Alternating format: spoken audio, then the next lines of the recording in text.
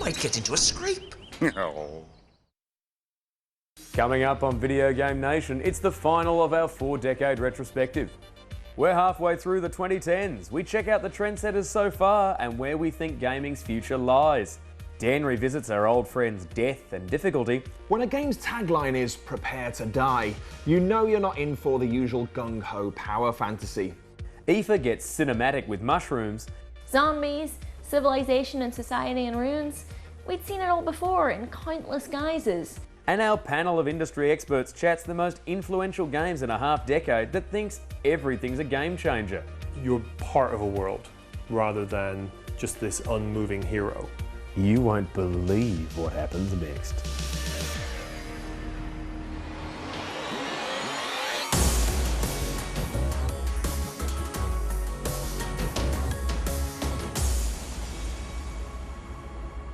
Hello, television friends. Hi, Def. High five. Well, here we are in the final of our 4-part chart of the most influential games of the last 40 years, and we finally arrived at the decade we're currently in. Games have overtaken music and film as the highest selling form of media on the planet. AAA adventures are bigger and longer than they've ever been. Massive studios employ more staff than ever before. And yet the independent game scene is more expansive than ever, with a level of innovation not seen since the 1980s. On the downside, widespread marketing and a glut of user-created content on the internet means that facts are dead. But don't worry, because everyone can have an opinion, which is like a fact, because I really feel it is. Speaking of feelings, let's kick off with a game that married emotions to laser guns. Here's Mass Effect 2.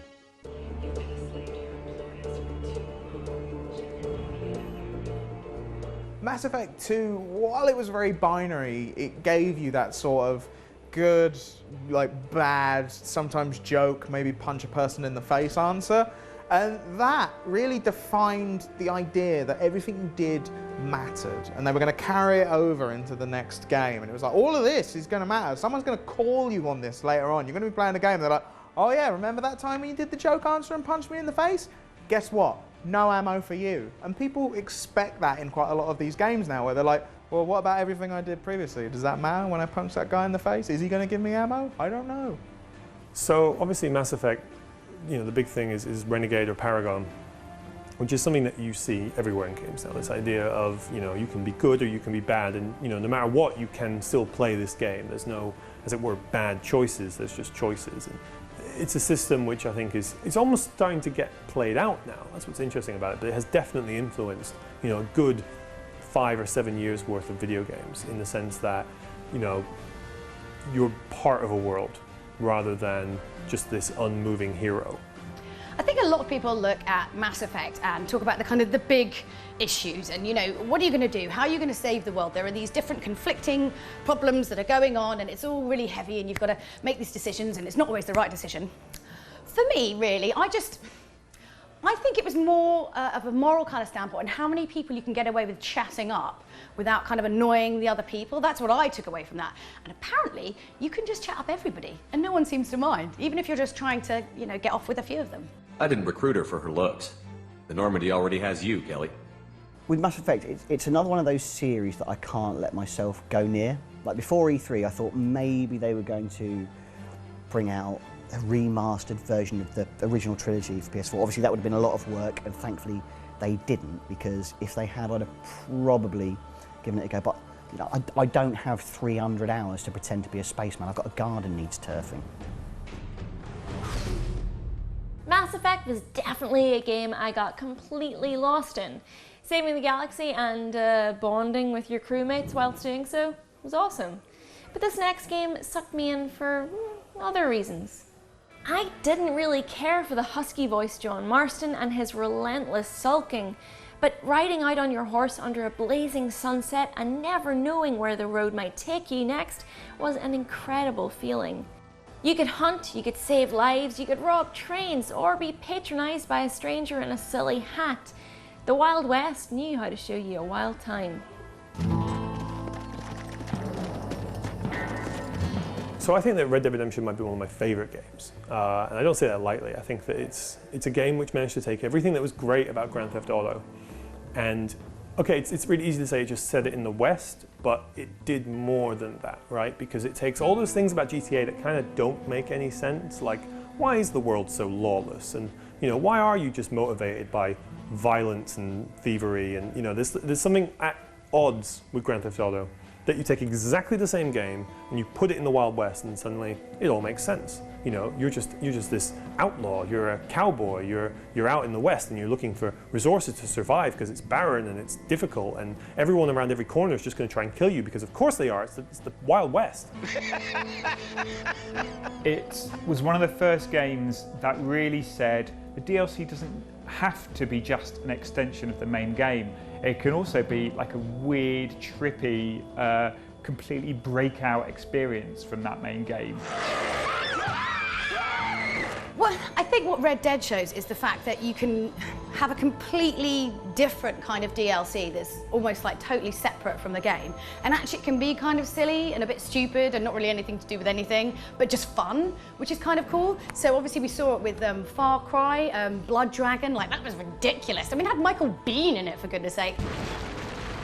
Red Dead Redemption's Undead Nightmare, it really showed, I think, a lot of companies and got like people who play games used to the idea that we're going to take your original game and for a little bit of money, we're going to totally change it. Like we're going you got used to Red Dead Redemption shooting people like in the head and they go down, like or in the chest or in the leg. You had to aim up. That was it. It was like go where you normally go, but aim up. They changed how the game worked, and that did get get people used to the idea that you could just be like, here's a whole new thing in your game, here's a brand new thing, and you're going to get that on top of what you already had.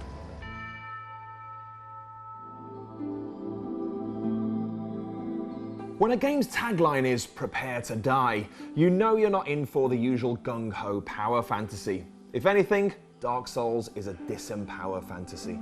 Dark Souls' biggest strength is its sheer unpredictability. After years of being conditioned to expect things to go one way, players were confronted with a game that defiantly swerved the other at every possible opportunity.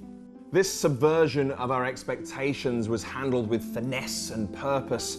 This wasn't a game that was difficult for difficulty's sake, but rather to shock us out of complacency. It steadily beats all of your learned behavior out of you, from an opening that forces you to run away from a boss, to the ability to kill friendly characters permanently with an accidental swipe of your weapon. Dark Souls' message is clear. Everything you know is wrong. That even extends to your perceptions of multiplayer. By building on the foundations laid by its less successful predecessor Demon's Souls, Dark Souls changed the rules of cooperative and competitive play. Both were integrated seamlessly into the game, becoming part of the world's complex lore and removing the need for lobbies and party chat.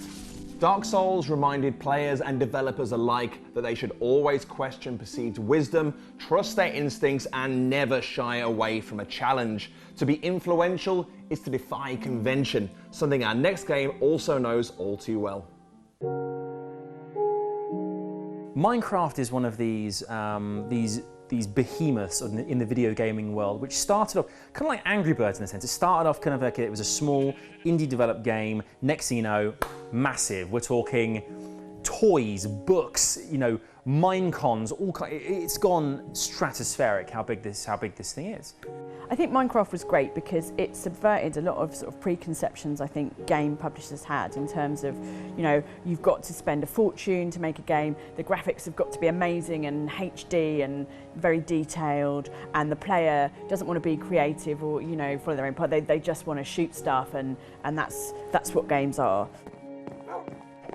There's a whole generation of people that are going to grow up used to the idea of Minecraft. Like they're like, oh, I can go in and I can do this and I can change everything and I can move stuff around. And those are the people that are going to grow up to make games. And Minecraft kind of shows those people that as well. Like, oh, you can make a game. Like there's Notch. He's a man that exists, that was a man on his own, built the basis for this game. And now he outbid Jay-Z and Beyonce on a house. Like that, Jay-Z and Beyonce were like, nah, mate, I can't afford that. Backing out of that one. I only recently realised, as someone who's always been Nintendo since I was a kid, Minecraft's the title that's made me pick a different team. Actually, for the live show that I do, we've got the Oculus Rift, we use that in the show, and we've got Minecraft for it. but I won't let myself play it, because I think if I'm allowed to live in Minecraft as a virtual reality world, you know, I'm going to die in virtual reality, but in real life, just because I'll just starve, because I'll be too busy building a pretend castle to live in. Really, fundamentally, what Minecraft did was say, you are not a player, you are a creator. You are a creative being in this universe. This place is yours to do with what you want.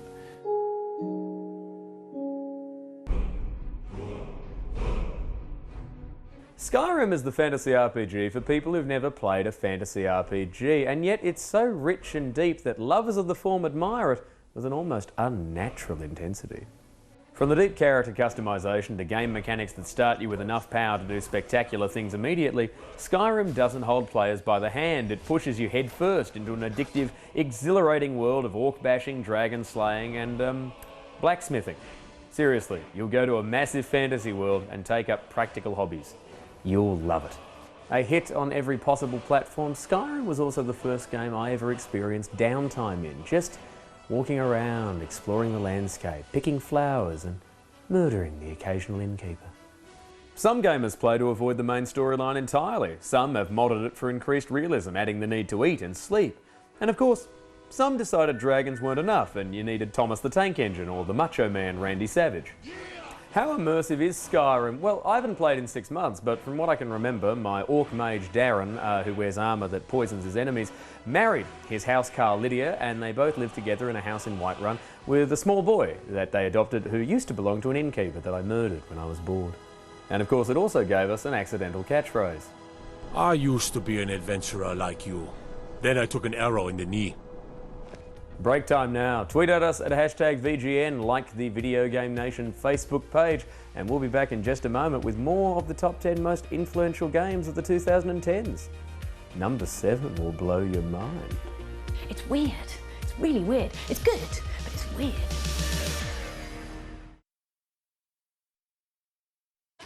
The light. Oh.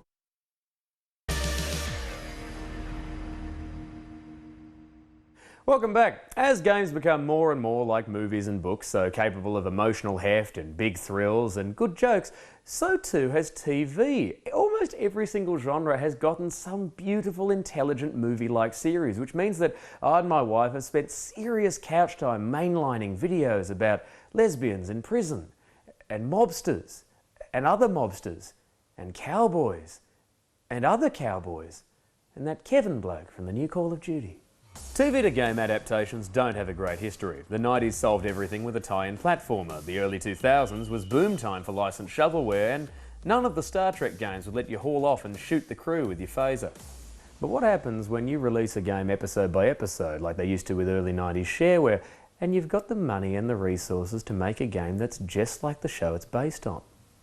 Well, that's when you get The Walking Dead. The Walking Dead really showed you that episodic gaming as a thing works. Like Half-Life tried to do it, and we kind of all know how that panned out. Where's Half-Life 2 episode 3? Where is it? It's never coming out. But The Walking Dead showed you that if you do these regularly, you're going to leave you on an exciting cliffhanger, and you're going to go into the next game. And The Walking Dead was amazing. Like, it made you question things about yourself. The cliffhangers it left you on would leave you thinking, oh God, I would do that in that situation. Am I a terrible person? You okay? It's kind of a bit like life, right? There is no such thing as a good decision. Everything always has ramifications everywhere else. And having a time pressure as well of answering the questions is not clearly what I'm geared up to be able to do. High pressure situations, life making decisions. I think I should just stick with things like, am I gonna have a toffee crisp? That's literally the level of intensity that I can handle in terms of tough questions. I think it's the only game I've ever played on a mobile device that I've genuinely felt sad about some of the outcomes that happen in the game. Like, I know people that have cried. People have cried. Everything's okay. And I think it works so well episodically because you make these choices and then you gotta wait. You gotta wait and you gotta wait, you gotta wait, and then you get to see what the impacts of your choices are. And equally, it has that same thing that a good episodic TV series will do. You know, it's like Game of Thrones. You will speak about it with your friends as it goes on. You will speculate where things go next, except it has the added bonus of the fact that you're going off in different directions. You can say, oh, no, I saved her. Oh, no, I didn't save her. I left her to die. And it's that kind of thing that people were like, wow, this can work. Suddenly sort of people thought, oh yeah, actually games do work in this format. This, you know, I am willing to wait for my next little instalment because this is structured so well. That's actually part of the entertainment experience.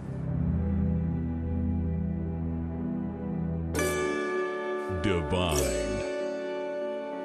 Candy Crush is just one of those games that just got every element right. So for example, it's sweets, you're dealing with sweets on the screen, people love sweets, that's a no-brainer. All of its kind of visual and audio feedback is brilliant as well. The fact that, you know, you get these kind of amazing sparkly effects on screen whenever you do anything right, you get that voice saying delicious. Delicious. Candy Crush is a good game. It is a really fun, addictive, playable game. I really like it. I like the bright colours, I like the chinky sounds, I like the way like the little blue ones explode. I just love it. I think it's really good. Sweet.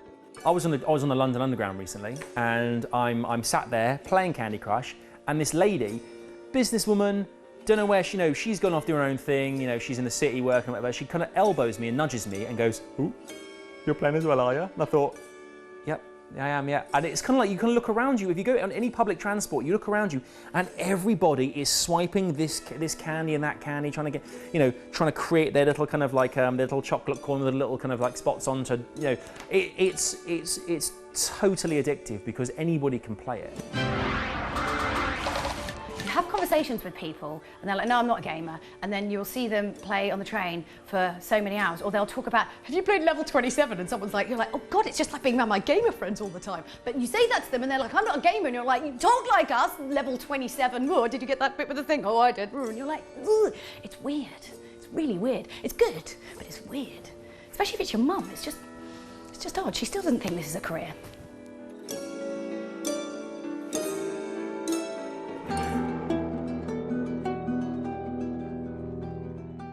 I think the post-apocalyptic bubble was just about ready to burst before The Last of Us came along. Zombies, civilization and society in ruins.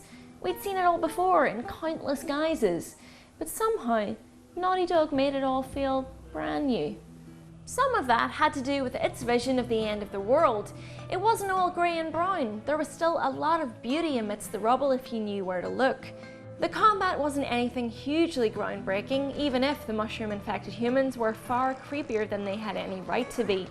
And clearing room after room after room of human enemies got old long before the final credits rolled. But unquestionably, the star of the show was the relationship between Joel and Ellie. It was complex from the start, but the game always took the time to expand on it. No line of dialogue was wasted. Every moment was an opportunity to say something interesting about the characters and the world they lived in, so that you were truly invested in what happened to them by the final act. The story may have ended on an ambiguous note, but it still ended perfectly, with no real need for a sequel, in my opinion at least. From a blockbuster game with a great story to one that doesn't seem to have bothered with one, unless Dinklebot counts. And this tower is where the Guardians live. Destiny has done, while at the time a lot of people moaned about the lack of plot and things like that, when you look at an MMO, Destiny's perfectly followed that model, but it's taken it with a first-person shooter on a console. Like, you're not sitting playing World of Warcraft, you're just going 1, 3, 4, 1, 3. You're playing a brilliantly honed first-person shooter, and they've got all that MMO stuff in it. Grinding, trying to get your loot, even the terminology you use whilst talking to people, it's all MMO stuff, but they've managed to get it working on a console beautifully, which is brilliant, and it's really fun.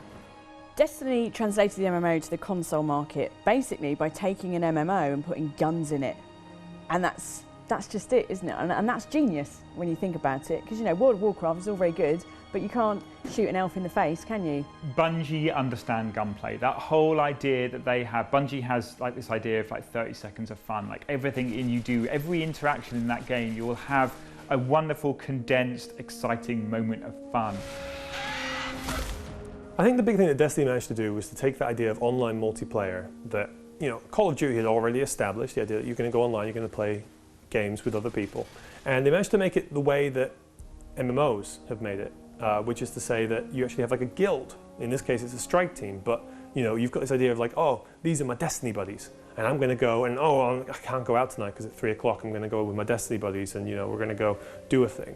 And it's like, to bring that attitude to a console is a really big deal. And I think it's, you know, it could only be done now, because only now have consoles hit the point of online integration where they're so much like PCs anyway, except they're just plugged into your TV. There was a stage where almost everybody I knew on Xbox, on PlayStation 4 and Xbox, in fact, were playing Destiny, because it's just so conducive to 4 people shooting stuff and upgrading as they go. Everything works together. It's been here a while. Games like Destiny teach us that this decade's big budget games aren't interested in reinventing the wheel, but rather just refining it. On the surface, our next game could easily be dismissed as Assassin's Creed Middle-earth Edition, but for one important addition that has the potential to re-energize the genre for years to come.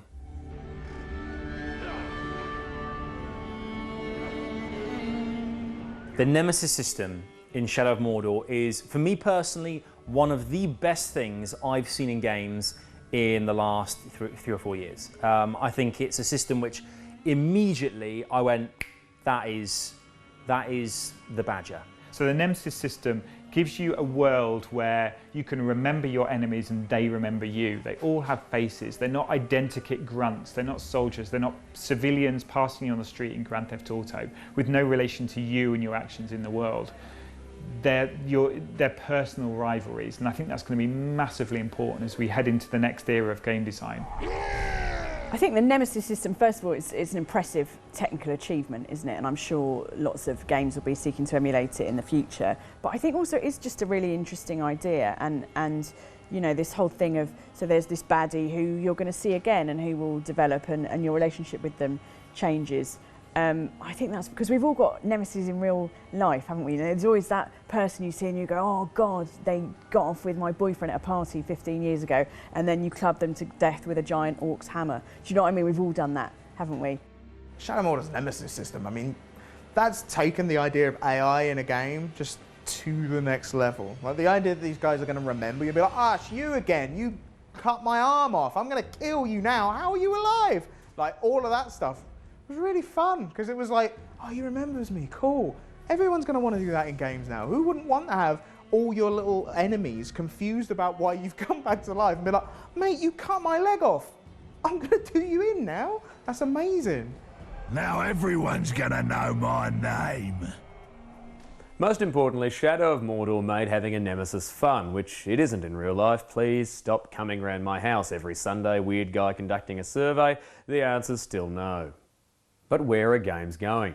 I see a future where people hopefully learn to ignore some of the hype and spin that comes with a new release video game and learn to just wait and do a bit of research beforehand to see if it's any good.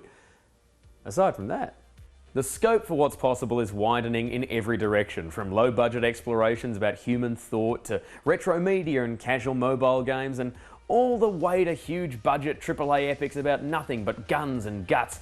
Essentially, I see more of everything. We've gone online, but you can still have your mates over. The blocky pics of the 80s are back, and the ugliest game of all is the one that's most popular with children. It's a good time to be playing games. That's it for this week. Tweet at us at #VGN, like the Video Game Nation Facebook page, and I will see you next week.